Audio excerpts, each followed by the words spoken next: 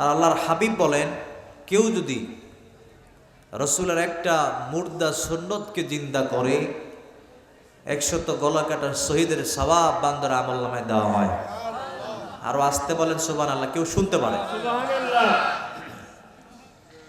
তো আমরা 100 গলা কাটা শহীদের সওয়াব নিতে চাই, আপনারা সবাই নেবেন? সবাই নেবেন? কারা কারা হাত তোলেন তো দেখি। আচ্ছা, সবাই যদি সওয়াবটা নিতে চান 1 সেকেন্ডের জন্য দাঁড়াতে হবে। সবাই দাঁড়ান, দাঁড়ান প্লিজ, দাঁড়ান দাঁড়ান। জি, না বলা পর্যন্ত কেউ বসবেন না। এখন সামনে আগে আসবেন, ফাঁকা জায়গা পূরণ করবেন। এরপরে রসুলের সুন্নাত হলো, রসুল যখন তাকবীর দিতেন দাঁড়িয়ে 2 হাত তুলে টান টান করে তিনি তাকবীর দিতেন। এই তাকবীরটা আমাদের সমাজে খুবই কম, এটা আমরা কেউ করি না। সুতরাং আমরা এই মুর্দার সুন্নতকে জিন্দা করতে চাই, তবে 100 গলা কাটা শহীদের সওয়াব আল্লাহ আমলনামায় দিবেন, ঠিক কিনা? ফাঁকা জায়গাগুলো পূরণ হবে। ভাই প্লিজ মেহরবানি করে একটু হেল্প করেন, ফাঁকা জায়গাগুলো পূরণ হবে। এবার একটা তাকবীর দিয়ে সবাই যে যার মতো বসে যাব। লিল্লাহে তাকবীর, আল্লাহু আকবার, নারায়ে তাকবীর, আল্লাহু আকবার। বাস, বসে পড়েন।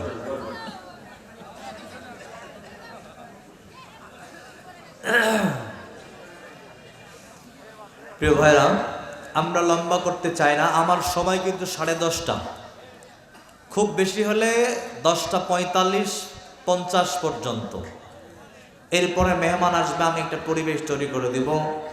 আজকে যে সমস্ত আলোচনা ওলামা ইকরাম করেছেন বাদ মাগরিব থেকে পর্যন্ত এবং আখিরি মোনাজাত পর্যন্ত যতগুলি আলোচনা হবে, বক্তা শ্রোতা উভয়কে কথাগুলো শুনে আমল করে বাস্তব জীবনে সিরাতুল মুস্তাকিমের পথ ধরে জান্নাতের সাথী হওয়ার তৌফিক আল্লাহ সবাইকে দান করুক, পড়েন আমিন। সাথে সাথে আরেকটা খুশির সংবাদ, আজকের মাহফিলের যে চতুর্থ বক্তা যাকে রেখেছেন, আমার অত্যন্ত কাছের, আমার স্নেহের ছাত্র কারি মাওলানা আল আমিন আবরারি, আপনাদের সম্মানিত মসজিদের খতিব। আলহামদুলিল্লাহ, অত্যন্ত চমৎকার কণ্ঠে কথা বলে এমন একটা ইমাম খতিব আপনারা পেয়েছেন, আপনাদের কপাল ধন্য হয়ে গেছে। আজকের এই মেহমানের জন্য এবং উনার পরেও আলোচনা করেছেন আমার প্রিয় ভাই, আল্লাহ 2 জন আলোচকের কণ্ঠকে সারা বিশ্বময় পৌঁছায় দেন, পড়েন আমিন। সুস্থতার সাথে, ইলম এবং আমলের সাথে প্রত্যেকটা মঞ্চে আল্লাহ তাআলা কথা বলার সুযোগ করে দেন, পড়েন আমিন। প্রিয় ভাইরা, আমরা সরাসরি আলোচনায় যেতে চাই। এই কোরআনুল কারীমের ভিতরে যত ওয়াজ, নসিহত, বয়ান, বক্তৃতা, এ সবগুলো কার বলেন তো? সবাই বলেন কার?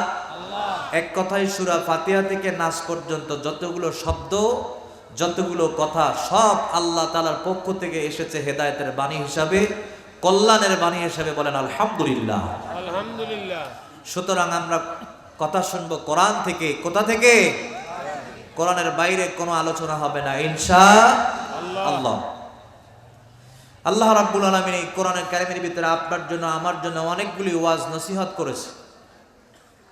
তন্মধ্যে স্পেশালি আমাদের জন্য আল্লাহ রাব্বুল আলামিন আজ থেকে 1500 বছর পূর্বে বিশ্ব নবীজির উপরে কোরআন নাজিল করে, কমপ্লিট কোরআন, কৌরফ্লাইট কোরআন নাজিল করে নবীজিকে জানায় দিয়েছেন, নবীজি আপনি সারা দুনিয়ার মানুষকে 3টা নসিহত আমি আল্লাহ তাআলা কোরআনের ভিতরে করেছি, বান্দার হেদায়েতের জন্য, কল্যাণের জন্য, জান্নাতি সাথী বানাবার জন্য। সুতরাং এই মেসেজটুকু আপনি সারা দুনিয়ার মানুষের কাছে পৌঁছায় দেন, কারণ আমি আল্লাহ আপনাকে বার্তা বাহক হিসাবে দুনিয়ার জমিনে প্রেরণ করেছি, বলেন না সুবহানাল্লাহ। সম্মানিত প্রিয় ভাইরা আমার,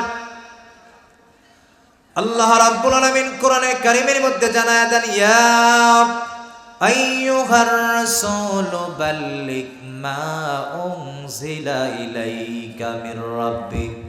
একটু আওয়াজ করে চিৎকার মেরে বলেন না আল্লাহু আকবার। আল্লাহ রাব্বুল আলামিন নবীদের উপরে কোরআন নাযিল করলেন। রাব্বুল আলামিন বলছেন, ইয়া আইয়ুহার রাসূল, বন্ধু আমার, হাবিব আমার, দোস্ত আমার, বাল্লিগ, আপনি বলেন, আপনি তাবলীগ করেন, মা উনজিলা ইলাইকা মির রাব্বিক, আমার পক্ষ থেকে যা আপনার উপরে নাজিল হয়েছে আপনি সারা দুনিয়ার মানুষের কাছে এই কথাগুলি পৌঁছায় দেন। বলেন সুবহানাল্লাহ।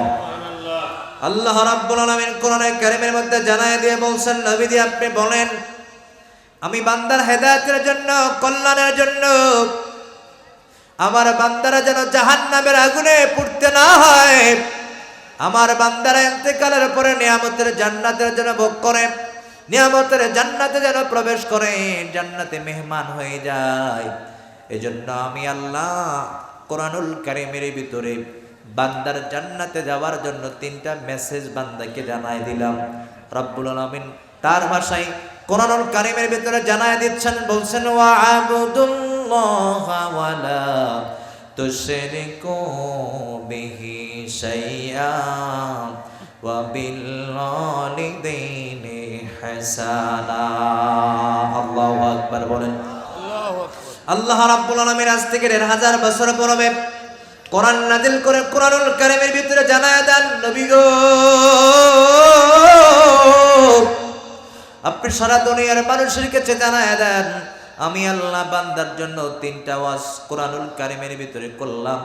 1 নম্বর ওয়াজ হলো ওয়াবুদুল্লাহ, বান্দা পৃথিবীতে যাবার পরে দুনিয়ার কোনো মানুষের নয়, দুনিয়ার কোনো নেতা নেত্রীর নয়, বরং বান্দা পৃথিবীতে যাবার পরে আল্লাহর দেওয়া রিজিক ভক্ষণ করবে। আর সর্বহালতে দুনিয়ার কোনো মানুষের নয়, বরং বান্দা গোলামি করবে আমি আল্লাহর। বলেন না সুবহানাল্লাহ। এরপরে আল্লাহ রাব্বুল আলামিন 2 নম্বর নির্দেশনা, 2 নম্বর মেসেজ আমাদের জন্য জানায় দিলেন, ও নবী আপনি জানায় দেন ওয়ালা তুশরিকু বিহি শাইআ। বান্দা ইবাদতের পরে ঘোষণা হলো, খবরদার তোমরা কখনো আমি আল্লাহর সঙ্গে শিরিক করবা না। 3 নম্বর নির্দেশনা ওয়া বিল ওয়ালিদাইনি ইহসানা। বান্দারে আমি আল্লাহর ইবাদতের পরে ঘোষণা হলো জীবদ্দশায় তোমরা তোমাদের পিতামাতার ইহসান করবা, পিতামাতার খেদমত করবা। নির্দেশগুলো দিলেন কে? আল্লাহ পাক কত সুন্দর করে আমাদের জন্য ওয়াজ করে কোরআনের ভিতরে কত সুন্দর করে সাবলীল ভাবে বলে দিয়েছেন। রব্বুল আলামিন কোরআনের ভিতরে 3টা নসিহত আমাদের জন্য পাঠিয়ে দিলেন আর বললেন, নবীজি এই 3টা ওয়াজ যারা বাস্তব জীবনে গ্রহণ করবে, বাস্তব জীবনে আমল করবে, আল্লাহর ঘোষণা বান্দা দুনিয়ার জগৎ ছেড়ে কবরের জগতে পাড়ি জমাবে।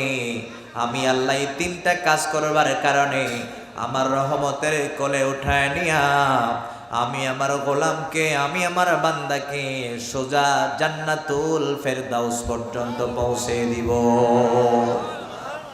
সুতরাং আল্লাহর গোলামের 3টা বিষয় নিয়ে আমরা কথা বলতে চাই। 1 নম্বর বিষয় রব্বুল আলামিন বলছেন ওয়াবুদুল্লাহ।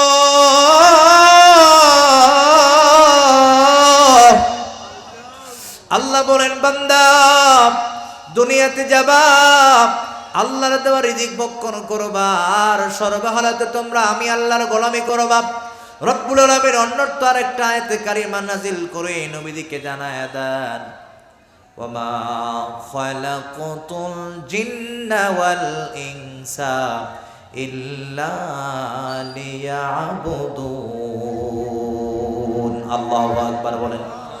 আল্লাহ রাব্বুল আলামিন বলছেন, বান্দারে আমি শুধুমাত্র তোমাদেরকে ইবাদতের উপযুক্ত করে পাঠিয়েছি বিষয়টা এমন নয়, বরং আমি আল্লাহ তোমাদের পূর্বে দুনিয়ার জমিনে একটা জাতি সৃষ্টি করেছিলাম, তাদের নাম হলো জিন।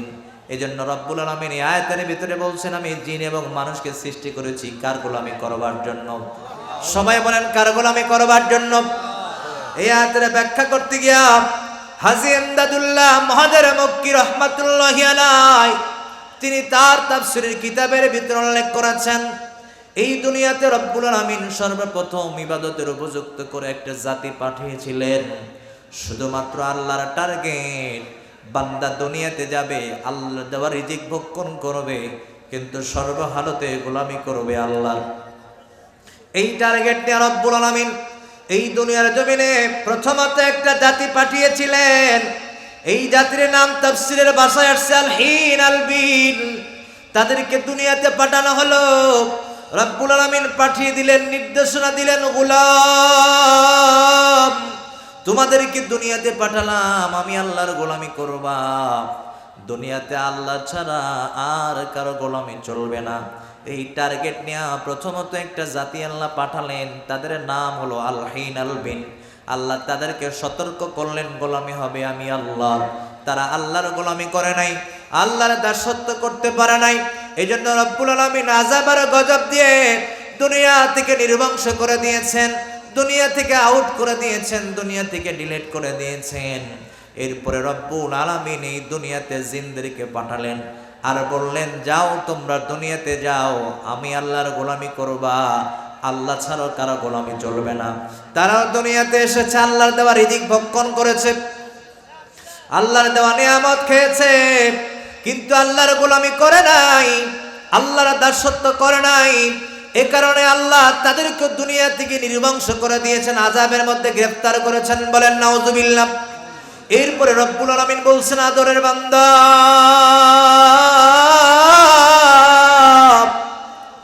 কত সুন্দর আদর করে দুইখানা চোখ দিলাম, দুটি পা দিলাম, দুটি হাত দিলাম, দুটি পা দিলাম, দুটি কান দিলাম, ইবাদতের উপযুক্ত করে তোমাদেরকে দুনিয়াতে পাঠালাম। বান্দারে একবার আয়নার দিকে তাকায়া নিজের চেহারার দিকে তাকাবা, তাহলে দেখতে পাবা এই সৃষ্টি দুনিয়ার কোনো দৈর্ঘ্যের হতে পারে না, দুনিয়ার কোনো বিজ্ঞানীর হতে পারে না, দুনিয়ার কোনো ডাক্তারের হতে পারে না।